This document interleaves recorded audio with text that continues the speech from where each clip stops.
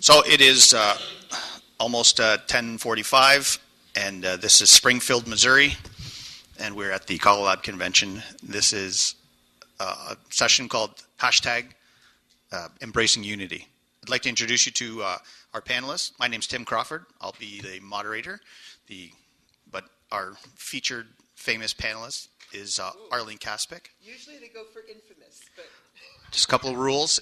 It's an open discussion, so if you have something that you'd like to say, it is a recorded session, so if at all possible, we'd like you to use the microphone just so the people that hear the recording later on will be able to have the advantage of listening to your wisdom. And maybe maybe Don, you can be in charge of the microphone and pass it around if the need be. So without any further ado, Arlene. Thank you. I just want to start by talking about the title of the program. It's when they first approached me about doing it was Embracing Diversity, and I thought, oh yeah, typecast again. But then when I saw it printed, it was Embracing Unity. Well, embracing unity is a whole lot easier than embracing diversity. If we could do that, there'd be no need for this session. So I'm really gearing it more toward embracing diversity and getting through that to unity. As callers, we all know we're gods. We have microphones, we're up on a stage, we look down on the dance floor and the dancers. So, we've got the power. We're used to being in charge. We say things and people do them. If only that worked at home. This is being taped. I ought to retract that statement.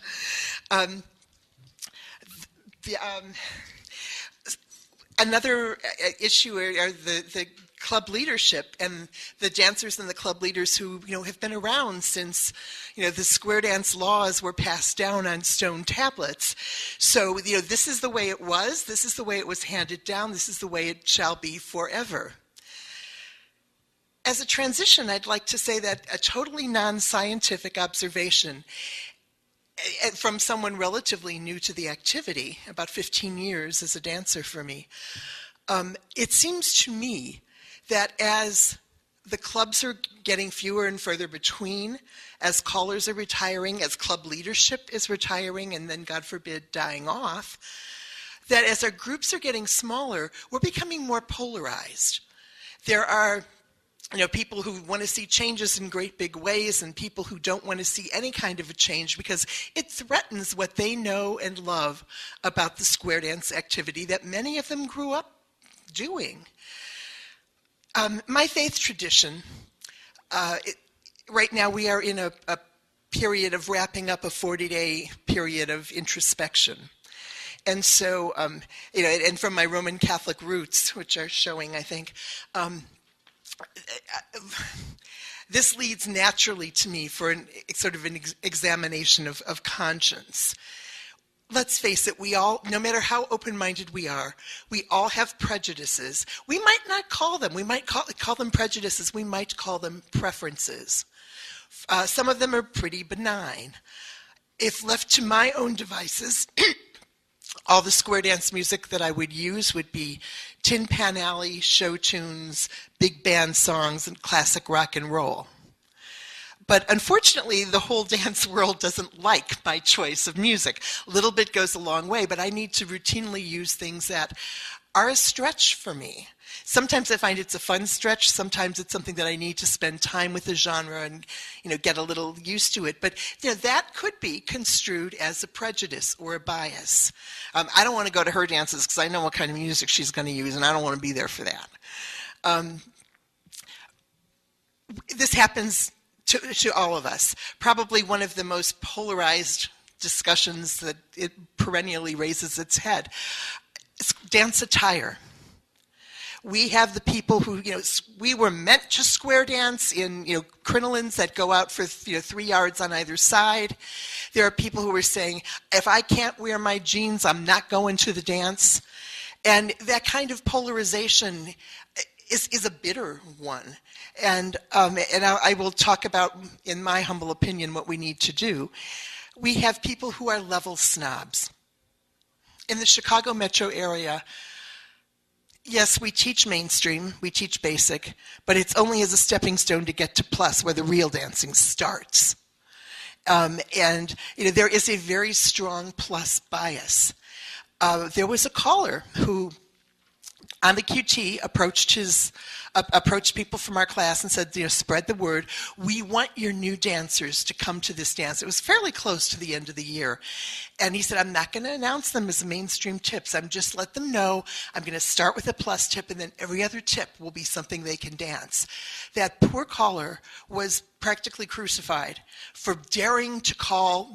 There was no load the boat in that second tip. There was no relay the deucey in that second tip. How can this? We are a plus club. How dare you call something that's just mainstream? Now, never mind that this dancer could have broken down the entire floor calling basic, but that kind of a prejudice exists. There are no mainstream clubs that I'm aware, well, one at a retirement community. But other than that, that's the only mainstream club that I can think of in the Chicago metro area. We do have student dances. Experienced dancers will go to the student dances for a while, but students are not really welcomed into the activity in the Chicago metro area, by their own clubs at least, until they graduate to plus. So, okay, it's in the middle of May. You've just learned your last 4+ calls at your last lesson. It's your graduation party. They'll be nice to you then, but come to the next club dance after that. Well, I don't want to dance with that person. They don't really know what they're doing yet.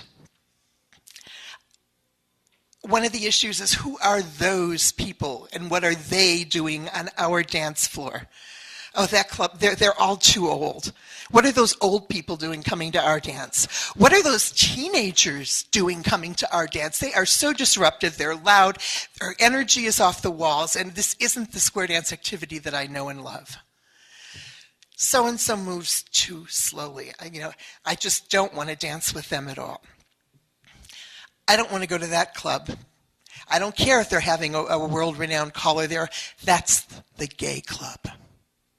Interestingly enough, people started coming to the gay club in town.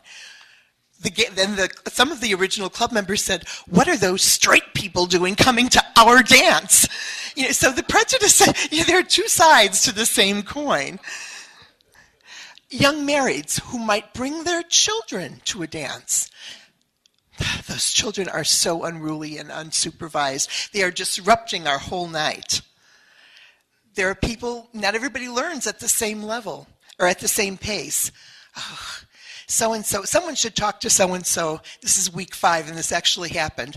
Someone came up to me and said, don't you think you ought to tell that person that he ought to take up bowling instead? Week 5.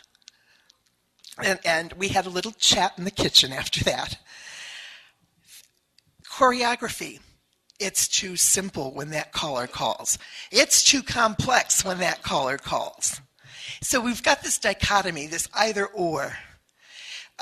New callers. You don't become Betsy Gata or Tony Oxendine, even Tim Crawford. You don't become him overnight. You don't even become Bob Asp overnight. It takes a while to get up there, make your mistakes publicly, feel like you never want to hold another microphone again. And yeah, ditto. And yet, I've seen clubs who will even say to visiting callers, would you mind if maybe the third tip we let a club caller who's just getting their feet wet, his or her feet wet, if we let them do a short guest tip or just do a singing call, but just to give them some mic time. It's amazing how many people will clear the floor. Now, I've been that new caller. I've called the choreography that makes you feel like you need a chiropractor. I've called the things that I thought the sequence worked, and suddenly I've got a formation that I wasn't expecting. We've all been there, but the only way you learn to get out of that is by having mic time and calling. Women callers. Even now, I hear people talk about women callers as if we should be under a microscope. And, do they have wings? Do they have antennae? What makes... what is this woman caller, and what is she doing in a man's field? I really do know I'm making gross generalizations. I know there are, exceptions for every case that I've brought up. Sometimes we have unreasonable expectations. We expect new dancers to dance as well as the people who've been dancing for 8 or 10 years. One of the most interesting things that I've run into in my relatively short career is I may never be invited back to this state again. I was so proud. It was my first out-of-state gig that they actually hired me to come and do a whole dance. And I went there, and when we chatted, they said, we loved your choreography at convention. It was wonderful. It was smooth and flowing, and it worked really well with the music you used. But you need to know that our club is a really good club. We like non-standard applications. We like some of the funky stuff thrown in. So I get to the dance, prepared to throw out some funky stuff. There are 6 visiting clubs who each brought at least 1 square. I was told this was an all-plus dance. Most of them barely knew mainstream, yet they bought a ticket at the door like everybody else. And I was called aside about 2/3 of the way through and said, you're not calling stuff that's difficult enough. And I thought, okay, probably kiss goodbye ever coming back to this club. But in my opinion, and I'm willing to take the consequence, what was the greater good? To call to 1.5 squares of people who could do the difficult stuff, or to give the whole floor a chance to have a fun evening? My choice was to give it to the floor. As I've not heard from them since. I probably won't, but I still stand by my decision. One of the questions that comes to mind is, okay, when there's a disagreement or there's a new policy to be implemented or a new program, who's the boss? If it's a caller-run club, it's pretty easy to come to the conclusion of who's the boss. In my career, in a former life, I was used to reporting to a 7-member elected official board. Now, that whole board was my boss. There were 7 bosses on that board. However, I felt that some bosses were more equal than others. I really paid attention to what the board president said. And it's not that I ignored what everybody else said, but if it was really in conflict with the direction that the president was taking, I would, before every board meeting, a quick phone call saying, you just ought to know that this is on the horizon, or that so-and-so's unhappy with this and asked me to do something about it. Maybe we should have a board discussion about this. If you are hired to do a dance, is the person who hired you, is that your boss? Is it the club president? Is it the representative? If it's a student dance, is it a representative of some other committee, maybe a regional committee? And how do you balance things if your view and opinion and way of doing things is different from their expectations, and how do you find the middle ground? It ain't easy. If you work for, at least my opinion, when I'm hired by a club, for example, to teach a series of lessons, my boss is the club, and technically I view my boss as the person who is either the class coordinator or whoever contacted me. It's usually been the class coordinator. Do I listen to what the rest of the club leadership tells me on breaks? Yeah. If it's going in a complete opposite direction, my loyalty is to the class coordinator or the person who hired me, because we've agreed on a philosophy, we've agreed on an approach. Now, it's not to say that can't change, but if there's conflict, you kind of need to, in your own mind, again, pick and choose who you're going to listen to, who is your immediate boss. And if it really, if it comes to loggerheads and there's no real resolution, sometimes the kindest thing to do is to walk. But in how you walk is very, very important. I prefer to think that in this world there are no bad callers or bad caller teachers. There are no bad dancers. There are no bad club leaders. There are no bad class coordinators. We all have different opinions. In some respects, like if they're saying, I don't like the way you taught that call, we learned that call through a particular shortcut. And I would say, and that's how it's danced most of the times. But I want the students to be exposed to the by-the-book definition. We'll talk about some of the cheats as they start to own the call. Circle to a line is a huge thing in our area. I initially teach it by the book, which, the circle halfway, the inside boy, girl and outside boy drop hands, and you wind out, duck under, and all of that. There are some good reasons not to do that. Shoulder issues, back issues, and depending who you're dancing with, it can feel an awful lot like Crack the Whip if you were that last girl going under. On the other hand, I want you to know the philosophy behind the call, and I always tell the angels, please, let's dance this by the book. I have more trouble teaching the angels usually than the new dancers, because new dancers don't know. They think I'm God, I've got a microphone. They'll do whatever I ask. After they claim the call, then I'll say, okay, this is what you're likely to encounter on the dance floor. And we'll talk about the veer left if you're facing out. Yeah, if you're facing out, you do a couple circulate. If you're facing in, you veer right again.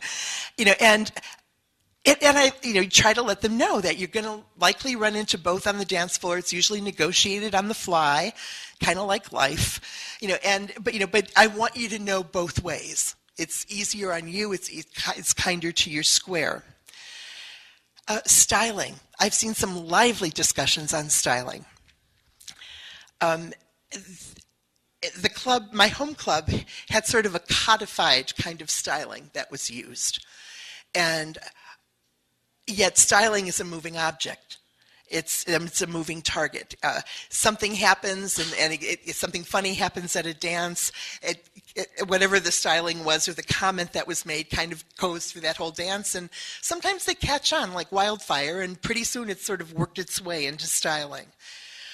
I've seen callers, I've heard callers become irate with the square through four and the head square through four, and the heads will do a patty cake and then turn to face their corner. Now, if it were a class, I would have a whole different attitude about that than if it were at a dance. Even at a class, I'm hired to teach, but I'm also hired to entertain. At a dance, I view it as that I'm primarily hired as an entertainer. If they want me to workshop something, I will. Hopefully I'll give them a good time within the rules of the game. The cost of admission to dances, classes. I've taken this class before. I shouldn't have to pay again. Or people wanting to pay what they paid in 1952 for a couple to come to a dance. And then you have the caller saying, I'd sure like to break even this year. I'm spending so much on music and dues and licensing and all of that. It'd be a good thing to break even. My home club happens to pay for lessons. Right now we're experimenting with a blast model, but when we did traditional lessons, we pretty much paid for lessons like we paid for a dance. Let me tell you, I loved it when my home club asked me to teach, because that was by no means the going rate in our area. And so how do you keep it affordable but give callers a decent living?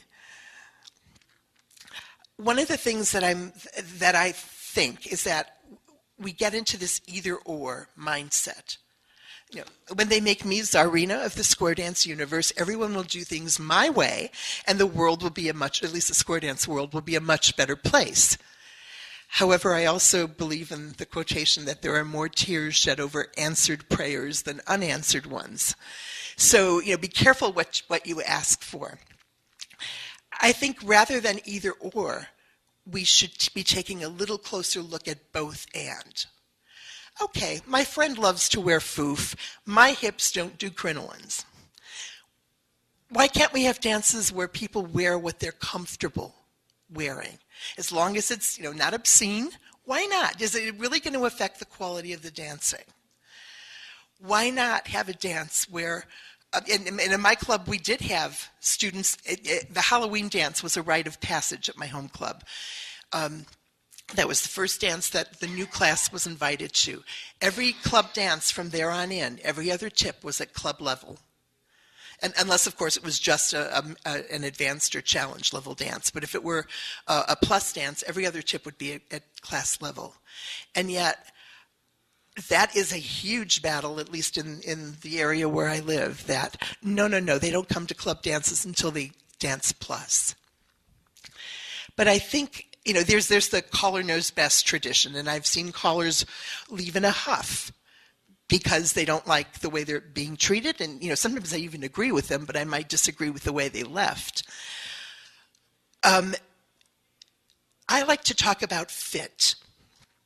And I had a very rocky first year with a club about 3 years ago that I applauded the experimental approaches they were taking to things.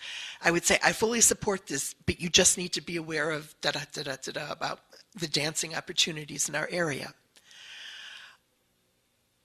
It was as if I could do no right and another caller could do no wrong. And so I would have regular conversations with, and I had someone who also, a couple of people in the group who also felt it was their job to take me aside every week and tell me everything I was doing wrong and what they think I should do to improve it. And I was only teaching there part-time. So it was a kind of an awkward situation. And so as they were talking to me about coming back for a second year, I said, I have to tell you, I'm not so sure that I'm your person. I see what you're doing. I see what your club wants. I see what the demands of the angels and club leadership are. I'm not sure I'm that person. It doesn't make your club a bad club. It doesn't make me a bad caller. It's just a question of fit. And we talked about that a lot. Much to my surprise, I was invited back and as a primary instructor. But when I came back, I said, I'm coming back for 3 months. Let's give this a whirl. We've talked about some of the issues and things like communication and reporting. But let's reevaluate after 3 months. Let's reevaluate the fit. Because that's what it is. It's a question of fit. Am I the right person for the job? There may be somebody else who's much better. And I'll even give you some names of people that I think would be very good at what you want to do. It's just a question of fit. And if you can put it into non-threatening terms or less threatening terms. Many years ago in a former life, as a children's librarian, I was heading up a statewide committee that basically produced a summer reading program complete with materials in our spare time. It was like doing a small business in your spare time. And I'd have when I chaired the committee, I would regularly get phone calls from people, not only in the state of Illinois, but from out of state who purchased our materials. This isn't the same color that was in the brochure. It's not as bright of a pink as you said it was going to be in the brochure. My order arrived with 1 box of pencils short. What are you going to do about it? This is a stupid theme. I don't know why your committee picked this theme.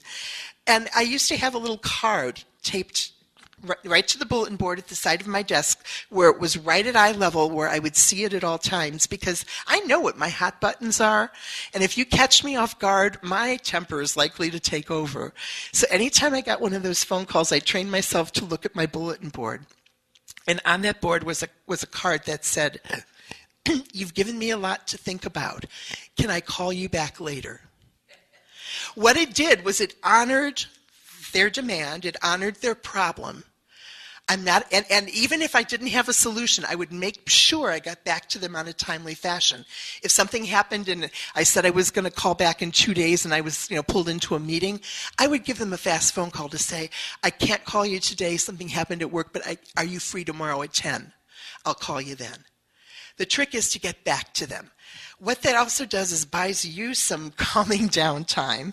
You can formulate a response that will be, off with your head first and we'll ask more follow-up questions later. And that's the kind of thing that we need to do as we look at some of the things that are affecting our square dance community. We need to, in my opinion, we need to find more both and solutions. We need to find a way to coexist. We need to find a way to embrace diversity, because only in doing that can we ultimately embrace unity. I know that Tim has comments he would like to add, but we also afterwards would like to open up the floor for questions and comments. Thanks, Arlene. I'm going to attack this on a little more broader scope. First, the only way that, as Arlene articulated, the only way that you can embrace anything is to first understand what it is that you're trying to embrace. So we end up in a situation in a lot of cases where where it easily identify those things that divide us. And actually, if you think about it, if we didn't have division in our thinking, individuality in our thinking, in fact, effectively, we'd all be the same. You'd all be Canadians, for example. Canada would take over the world, and that's just how it's going to be. But that's called a dictatorship, and that doesn't promote individualism. So that's right. We could all be British, but you'd all be. There's Republicans, there's Democrats in Canada. We have conservatives, and we have liberals, and in North America, we have the United States and Canada, which is just a little bit above America. But those things are supposed to exist because those are the things that lead us to new paths that make us go forward. In order to embrace the unity of our activity, and we are all one, square dancers do coexist. We have CALLERLAB, we have ACA, we have the NEC, we have USA West, we have Roundalab, we have USDA. The point is we all exist, and we exist for a reason because we're serving a certain sector of what we all are together, which is square dancers or round dancers. And together we promote in our own ways, but we do that. Those are things that we have to be able to live with. If you think about square dancing unto itself, long before I was ever born, when square dancing was being developed, there was division. People had different ideas. That's why we have programs today, different levels of dancing. Here we are, 60 years, 70 years later, looking backwards and criticizing that division. But at the time, it was probably one of the reasons that the activity was so vibrant, is because there were so many things happening, and people were in the mode of growing the activity, and we were bringing more people in, and we had a massive nucleus of people. And even if we weren't doing something completely right that some other people didn't like, we went off and did our own little thing, and we developed that. But it all became part of the bigger activity, which is square dancing. Hindsight's always 20/20. So we look back now, we can identify those things that we did wrong, and we can try to put them together and correct them. One of the things that we've probably done wrong, developing the programs, has never been a problem. It's always been a good thing. Calling them higher levels is probably not a good thing. We tend to, for some reason, well, not for some reason, it happens not just in square dancing, but it happens in your bowling league, in your junior hockey league. You play house league, and then you move up to the next league, and then you move up to the next lead, and you're moving up, you become more elite and more elite and more elite. And when somebody becomes more elite, they actually divide away from sometimes the masses, or sometimes they leave a smaller group in the dust, and those people will go off and either do something else or stay where they are. The bigger thing is we want to keep everybody in the activity. We want to keep everybody in square dancing. We want to keep the activity moving forward at some pace, some way, without actually having a negative attitude towards someone's effort to do something that's different than what the mainstay is now. We talk a lot about, over the past years, you may remember an issue called T2000. Something like that, even the ACA's one level program, it should not be discounted.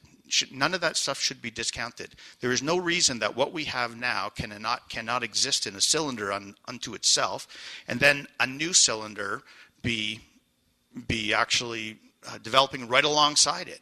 Because at some point, if those groups of people are together, or are separate, doing the same activity, they will eventually collide. It might not be this actual demographic that collides, but at some point it will collide.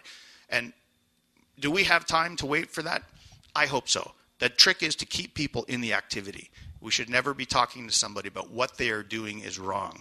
And I'm not sure we'll ever be able to get away from the term higher level, moving people up. But in fact, that's one of the things we have to come to some conclusions with respect to the hierarchy that we've created. And we did create a hierarchy. There's no question. That hierarchy creates division in the activity itself. Lots of times you won't see higher level dancers. I even call them higher level dancers.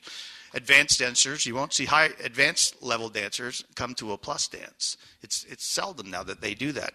Now, is it bad that they don't come back? Lower level dancers may think that. They may think they're being discriminated against by these people who are elite dancers.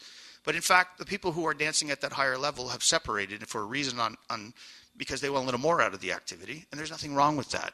But we shouldn't criticize them for doing that as well, because they're still in cylinders that all collide together at some point. As long as we keep people in the activity, we'll keep the activity moving forward. Once we start segregating people completely, and people start leaving the activity because of that, we have some issues. And that's an attitude issue. We have an attitude problem more than we have an altitude problem. I call altitude the levels, but the attitude is out there that as you move up, you become more elite. There was one note, you said something that really made me start thinking. She did, yes. Here you go. Can I ask you a question? Sure. You had talked about back in the day, people were able to, a larger group would say, we have these special interests, and so they would kind of splinter off and pursue those interests as they certainly should. But do you think that maybe one of the reasons why it's harder for us to do that today, and then that we are perhaps a little more polarized, is it was a larger market then. So suddenly, as clubs are shrinking, if they go off, can we still survive? Yeah, certainly when we had a mass nucleus of people in the activity, it was easy to hide those things that were occurring. Mm-hmm. You could things, if a club. My most famous example is there was a club in a remote part of Ontario, and they had a big club going, and it was good, but it was a very low-level club, and the dancers that were in it were happy, but there was a group that were unhappy. They wanted more choreography. They wanted more callers to come in. They wanted more. So they formed a club called the Fallen Angels, which to me was just like, that's a slap in the face to the club that basically gave them their start. They separated themselves, but it wasn't just good enough to separate themselves. They called themselves the Fallen Angels, which was kind of insulting to the balance of the people. And then the whole city divided. That's not embracing unity at all. I mean, the idea is go get your extra little bit that you want, but never forget that you're part of a bigger thing. What happened when the nucleus started getting smaller and smaller, those types of things that occurred became remarkably more visible. And that visibility in this smaller marketplace gives us our hindsight. If we still had, at a national square dance convention, we still had 50,000 people coming to a dance like we did in 1970 or 88. 37,000. Yeah, I was expressing it in Canadian terms, so 37,000 is 50,000 in Canadian. So, but that's a lot of people. And if we had that nucleus and people were leaving the activity and we were replacing them, we probably wouldn't be talking about the problems that plague the activity. Because the nucleus is getting smaller for a lot of reasons, and it's not because the activity necessarily is broken. We are a victim of a lot of other things. And I only compare square dancing to all the other things that I happen to be involved in, sporting clubs and my business world. And it's amazing how many of these organizations are suffering the exact same things that we are. And it's because we are victims of the society that that is happening. Because one thing we do know, society is not changed or has not stayed the same from 1988 to today. It's a dramatically different world. The activity, we can do anything we can do inside of our activity to tweak it, to make it work, to get more people in. That's totally within our control. But we are not in control of societal preferences that just either keep people in their homes or give people so much more choice that they choose other things. So the smaller nucleus points out those things a lot more. The other thing I was thinking about was you were talking about callers and dancers. Is we talk about dancer ownership, and that breaks our activity up a little bit again. But I understand that. If you're a caller and you run a class and you get 10 squares of new dancers because you invested time, you invested effort, you got people to help you, you had a good plan, you spent all that time and effort, and you put these people through class, it's not wrong for you to call them your dancers. And probably those people that were dancing with you probably call you their caller. You're the guy. You're the girl. Those dancers, they wear your badge. They promote you. You promote them. It's a feeling, and it hurts sometimes when those people move off and go on someplace else. But it is in fact something that happens in everything in life. As long as those people don't leave square dancing and go bowling, I'm happy if they left my club and went to another club. I just don't want them to leave my club and go bowling. Not that there's anything wrong with bowling, but we're trying to keep people in the activity. We have to be more open to the fact that there are differences in the activity. There's not just differences with all the things that you pointed out, the discriminatory things you're talking about, age, sex, marital status, all those things. But there are regional differences, and we have to recognize that regional differences are a very important part of the activity. CALLERLAB, its whole focus over the years was to standardize the activity. And maybe that's something that we should be taking a closer look at. Maybe standardization of the activity we can't be so rigid with that anymore. Maybe we have to understand that there are things that are happening out there that are all part of a bigger activity, and that CALLERLAB's way might not be the only way. You made me think of something with that last comment. I mean, you made me think of lots of things, but particularly that last comment. I can't help but, as we look at societal differences between, now and even 10 years ago, much less 20 or 30, we ask a lot of people for them to become square dancers. X number of weeks or months of lessons in the Chicago area. Basically, you start in September and we somehow, shove you through to plus by the middle of May. Not many people are willing to commit to 9 months of just to learn something so you can then start to go to a dance. And what I've seen so many times that people will take the class and they're burnt out. You never see them at a dance. They enjoyed the class, they had a good time, but they don't want to go to a dance now. I did that. Or, okay, this year was square dancing. We did that. And, the next year it's going to be pinochle. And there's nothing wrong with that. We all have different needs at different points in our lives. But I think if we need to find not another model to move to, but another model to incorporate into the square dance family, that there is a place for people who don't want to commit to lessons, who want to come out once a month. Don't necessarily even want to come out every month. They just want to come out, once a quarter and just go out and dance and have a good time with their friends. And not to think of that night as the first lesson's free and then we'll get you hooked, but to think of it as an end to itself. And, you can do an awful lot of things with choreography. You can teach a whole bunch of calls that you might not have taught sequentially if you were doing a traditional class. They don't have to remember it the next week. You teach them what they need, using contra dancing as a model. You teach them what they need to know for that dance, then you dance it. You teach them what they need to know for that night. Yes, you can maybe build that night. but with no expectations that you'll ever see them again. Not a hardcore recruiting effort at this activity. It's just simply, this is our, this is our first Thursday of the month. This is what we do. And come celebrate your birthday party with us. Come celebrate, a life event with us. Bring your friends. We'll have a good time. And I think that we need to have a model for that. People are overcommitted and are often reluctant to say, I'm going to sign up for lessons. So you've heard us talk. Maybe if some of you have some experiences with things that you've identified.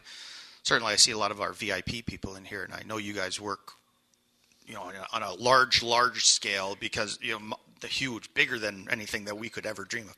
But you obviously must have some examples of some reconciliations that have occurred. Anybody have any comments? We'll open it up to the floor. And questions, comments? Okay, Michael Fetting from Anger, North Carolina, Anger Twirlers. I really appreciated what you were saying about who's the boss, and when you were up there, and you were also looking at the dancers and you were calling to the dancers. I think that's really critical, and I really I gravitated toward that.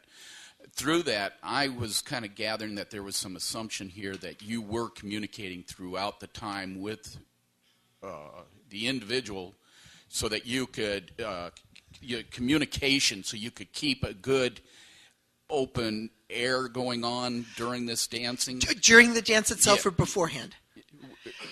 I think kind of both. Beforehand, certainly, the room was so crowded that sometimes I couldn't even find where that person was. And this was a case where, I listened to what she said, and I would do a little bit of that, and then, I would see, 8 or 9 out of 10 squares just standing around most of the time. And I made a conscious choice that I know this is what you want me to do. I'm willing to accept the consequence that you may never hire me back. But I think the greater good was the floor. So is there anything wrong? In my mind, there is nothing wrong with this next question. Okay. Asking directly, who do I report to? Oh, yeah. That is a huge thing, and if you're calling one night for a club, especially if it's not in your neighborhood where it's a special effort to get there. I have to confess, it's that time of year, that I tend to do that better when I'm working with clubs in my own area, because I want to know, like when I had all these people pulling me aside and giving me advice and listen to me and you'll be great, kid. I constantly ask the question, who do I report to? And I would make sure that the class coordinator, who was the person I reported to, heard these other comments, because they were trying out some new things. But I figured I want to make the class coordinator happy and be true to who I am as a person and as a caller. If I can find that common ground, that's the easiest job in the world. However, along with that, I want to say, don't skirt the difficult conversations. They are painful. It sometimes means you need to take breaks. I'll call you back tomorrow. Let's continue. I've got to walk the dog. Call you back tomorrow. And then do so. But they often, I know this sounds like Pollyanna, but they often hold these hidden opportunities for really great things to emerge. In another world, I owe a complete turnaround of a hugely successful department to one staff member who had the courage to walk into my office and say, "We are frustrated and you are the problem, and here is why you are the problem. You keep trying to help us, but then you're called out to and by filling in at a public service desk. Then you get pulled away to a meeting. So we've got to stop what we're doing and go out there. Would you please not help us?" And at first I felt that smack on the face. I thought, oh. And then I thought, no, it was a Friday afternoon, and I said, "Give me the weekend to think about what you've said." And so I licked my wounds and went home and thought about what the person told me and realized there was a whole lot of truth in what she was saying.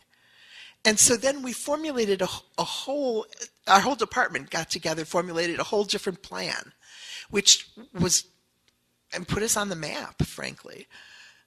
So yeah, communication is huge, and don't skirt the difficult issues. I have one last thing, and then I'll give this up. I'm in IT, and when I was getting my degree, one of the things that we had to take was psychology, because we, come here, computer, lie on my desk, and actually it's because of the people you have to deal with. Well, we're in the same situation where we're dealing with people. I listened to what you were saying, but I'm not sure, and maybe I want that Pollyanna, here's the answer, which it's not going to happen. Each one is different. Mm-hmm. But what happens if, one, you have a person who's intentionally trying to be cause adversity, and then on the flip side, you have some people that are causing adversity, and they're not even aware they're causing it. Does that make sense? Oh, does it?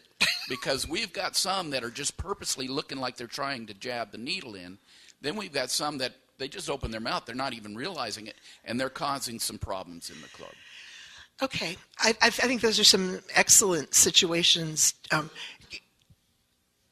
Can I have just like a minute, or did you want to address that? No. Okay. No. You can do what you want. I've got the microphone. I'm God, yes.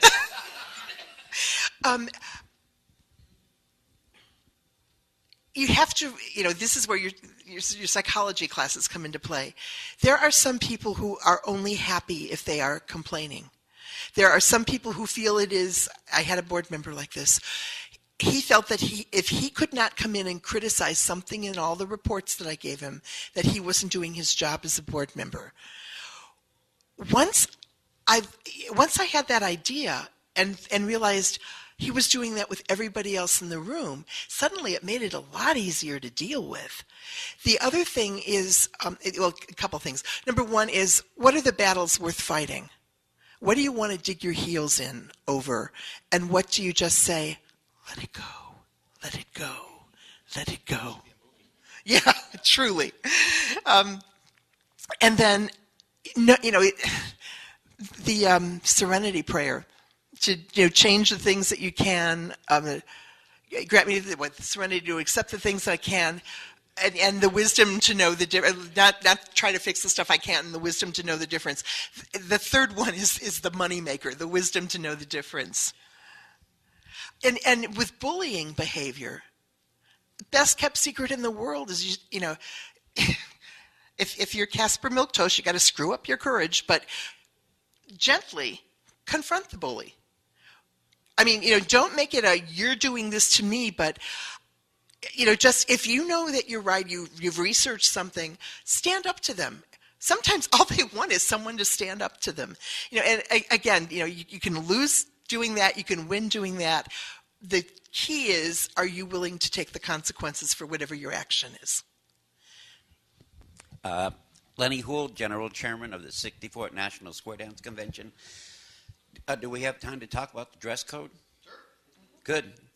Let's go back to the beginning of time. The Indians, they had their drums, they danced. They danced for rain, they danced for food, they danced before they went to war. They wore just loincloths. The women didn't wear no tops, okay? So we did the dance team back in the 80s. We had 18 couples, and we did the 1700s, the 1800s, the 1900s, up to 1980, okay? And we did all the costuming and all that. So what did the farmers do when they came over in the wagon trains? They had their jeans on, their farm clothes. They washed up, combed their hair, and they had a barn dance. They took out their fiddles and whatever, their washboards, and made the music. So what is it, in late 40s and early 50s, the dress code went from proper dress attire in that century to they were wearing suit coats, and the girls had puffy skirts with big bows in the back and nice pretty white blouse. Then modern Western square dance came in.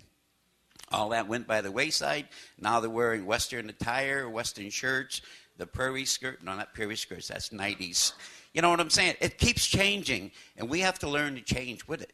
And at the conventions, we ask them to wear proper square dance attire. What is proper square dance attire for the 21st century? It's jeans, relaxed dress, and we don't have a problem with that. but we have a lot of problems with 40% are still old dancers remember the skirts and the petticoats and the 100-yard Kremlins, you know, and they say, oh, they're not even dressed properly. They look at what she's got. She's got slacks and she wants to square dance. The mindset has to change, and we have to learn to teach these people that it's okay to lower the collars. Don't get me wrong now, I've been dancing since 1964, 50 years of dancing, okay? We had a guy on the floor, he was 18 years old, and he had a silk shirt on and long, scrummily hair, okay? And he's still wearing that today. So if our collars are dressing down, how can you expect your dancers to stay dressed up? Yeah, I liken that to my real business, my real life. I own an insurance company, and I have a whole bunch of employees. And in the last 5 years, the dress code in my own office has changed, and I didn't change it. It changed, and I wasn't allowed to change it. As a matter of fact, you know, they probably would have taken me to court if I told them that they couldn't wear but society said that we look different. We just had our insurance brokers convention. We had 1,500 insurance brokers from all over Ontario go to Ottawa for a convention.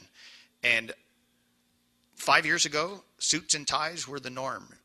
Ties were almost, I think I might have been the only one wearing a tie. And it was the first time in my life, in my business career, that I went to a convention and I went, geez, I might actually be old. It was shocking. It was like you get those moments of realization where you think, oh, man, I'm hanging on to something that maybe isn't important anymore. And there are dancers, and I talked about the rigidity of people before, and there are people in the square dance activity, in any activity, that are rigid about the past, and they will hang on to that with every shred they have. And you know, I talk about the attitude. That attitude is there. We have to learn as a greater group to accept that attitude exists, and we have to try to gently help them understand that maybe, you know, they should be a little less rigid about it. But I think we also need to recognize that probably the most difficult thing to change, and you can change a behavior so much easier than you can an opinion or a belief. And, you know, for me, that sort of falls into the school of, I'm not going to be able to change, you know, I love casual dresses. As I said, these hips don't do crinolines. But I also fully respect that there are people who love the square dance, the traditional, you know, the foofy sort of attire. As a dancer, sometimes I will, even though I'm really comfortable in prairie skirts, I will sometimes choose to not go to, you know, something that says proper square dance attire is required. Because I know we're going to have a difference of opinion on what proper is. I don't want to fight that fight. It's not important. There's another dance I can go to.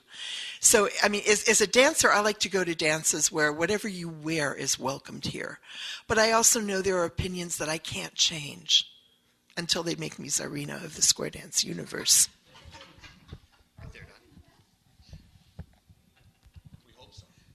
Kenton Sullivan, Golden City, Missouri. As I was starting calling, one of the callers that wanted to help me, one of the first things he told me was the square dance caller was supposed to be the best dressed person on the floor, which sounds good. But the most popular caller in our area at that long time had a beard about down to there. He wore bebbed overalls. He was the best liked caller in the area. Attire didn't make a bit of difference in that. You know, and part of that, I think, is that, I don't know the caller, but perhaps it's that caller's professional image. You know, and as a caller, I feel like I'm going to wear something nice, but I also, I mean, I'm working, and I'm one of the few people I know who can work up a sweat calling. But you know, but I've been known to do that, and I'm going to wear something that I can comfortably move in, that I can bend over in, without, you know, flashing half of the squares. Not everyone is enamored of my body, you know, but It's going to be presentable, it's going to be comfortable, it's going to be professional looking. Sometimes for classes, I'll be pretty casual. But, but if I'm calling it a dance, I sort of view that as a slightly, I'll still be, clean and well-groomed and presentable unless I get rained on as I walk into the class. But, I think you need to be comfortable in what you're wearing. Robert Maiden, St. Paul, Minnesota. There's two things we got to remember when we look at it. The square dance dress is still identified. Somebody sees that, say, that person's a square dancer. I wear a jacket that says square dancer in the back. And they say, where do you go? Because it's immediately identified I'm a square dancer. I'm proud of it. I'm a Boy Scout, too, so I wear a uniform. Well, actually, a Scoutmaster, assistant Scoutmaster. The thing is, square dance dress does matter. However, don't get hung up on it. It does matter. My wife, she wears a prairie skirt. And every so often she'll wear the crinolines, but her choice is prairie skirt, and that's fine. I have friends that come with jeans, and that's fine, too. I think there's a toss-up there. Yes, don't denigrate, oh, you wear a prairie skirt, or I'm not going to wear that because, no, it is an identification, yes. It's something to be proud of. But at the same time, don't get hung up on it. Yeah, not that I want to go off this subject, but we should, if there's anything else anybody wants to talk to, because we got about 5 minutes before lunch is going to be served. And the way I see it, we should be the first ones in line. Yeah, we're hungry. We're hungry. Wayne Wade, National Executive Committee. My comment is on the Caller Run Club. I've attended some. I've never been a member of one or attended one often. Do you see a problem with, and don't get me wrong, I applaud callers for starting clubs because sometimes that's the only way a club will get started in an area. And my question was, so do you have a problem recruiting after you get it started when the people attending, how do you get them to be responsible for getting more people into it? I'll just give you my experience. All my clubs are caller run. They have been I've been calling 42 years. They have been for probably 40 of them. But to be fair, the first 10 years, my mom and dad pretty much ran it for me. But I have found that even if it's a caller run club and you bring a bunch of people together, human nature just takes over, and you find people just insert themselves in roles. Like I almost never carry my own equipment to my car. People are always filling the coffee jug. People bring snacks, and no one asks them to do that. So they will go out and tell other people about the activities if they're having a good time. Just human nature makes people do that. I mean, we the caller, we run the night, and we make sure that people have a good time, and hopefully that's enough that'll send them off to bring more people to the activity, or even just tell other people about it. But truly, I think humans are pretty resilient people, and they get into an activity like that, and they seem to just step up to the plate. In a club-run club or an executive-run club, everybody has a job. And so it's maybe a little more clearly defined, but sometimes there's a little less ownership in that not if you've got your job, the other person on the executive committee isn't going to do your job. But when they are less defined, it seems like the group seems to help each other out a little bit more. There's a little less said. There's a little less rules. Both work. Some of the most successful clubs I've ever seen are executive run clubs, and I've seen some incredibly successful caller run clubs. But it's the group of people, it's the place where you run it. It's all those factors that come together that actually, if you're a caller that's running a club, you want to start up a club, you get it going, and it could turn into an executive run club. It just depends on the people that are in the club. As long as it keeps going, that's the goal. And people, like I say, human nature takes over in a lot of those cases, certainly from a caller run perspective. Along with that, I think is a need to grow leadership. So often I see people say, geez, you've been coming to our dances for quite a while. Why don't you run for club secretary? Or why don't you run for class coordinator? Well, people are sometimes reluctant to commit to a big thing. What you do is will you help me with one thing? Do this one thing for me. Will you help me with this one thing? A couple months later. Pretty soon you've taught them the job. And you say, well, this is what that job entails. You've already done every part of it. Would you consider doing this for a year? But so often I see people, shrugging their shoulders saying, no one wants to run, so I guess it's me. I guess it's, it all depends on me. I've got to do it or it doesn't get done. Take a break. Grow leaders. Okay, one final comment. Yeah, on her statement. Sometimes we get the newest person in the club because nobody else wants to do it. You've done it for 7 years. He's done it for 9 years. She's done it for 17 years. And so we get somebody up that's ambitious. You say, yeah, look, I'll do it. I'll do it. Next thing you know, they run through the whole offices, and they're burnt out, and they're gone. You don't see them again. Yeah, they go bowling. We got to stay away from them. Let them dance. Yeah. Yeah, oh yeah. Anyways, a thank you to Don for being our microphone runner. A nice hand for Arlene. If I may just make a comment, too, Yes. on what we've said. I think the session was very good, embracing unity. Oh, this is Don Kasper, by the way, your mic runner from Germany. Embracing unity is good. We should focus on what is similar between us as human beings, as we're all dancers too. Even as callers, we should still be dancers somewhere, and we need to focus on the similarities. Yes, we may have our own type of music that we like to call to, but remember, the dancers won't. So experiment. And if you're not in a weekend dance, but at a club night, if you get some new music, put it on. Ask the dancers after that. Do you like that? Do you think I should keep that? Should I use that more often? How did it sound? Things like that. Or communicate with your club leaders too. Make sure, important things that will be coming up. If you have a class and a club on different nights, have evenings that you can do things together. Plan things, Christmas parties, picnics, things like that you can do together. Get input from the students, from the members. What date would you be available to have a picnic, or would you like to go on in Germany, because it's a nice, beautiful country to walk through? We have a hiking event. We drive somewhere and we'll go walk through the woods for a couple of hours, then meet at a guest house and have a beer afterwards, something like that.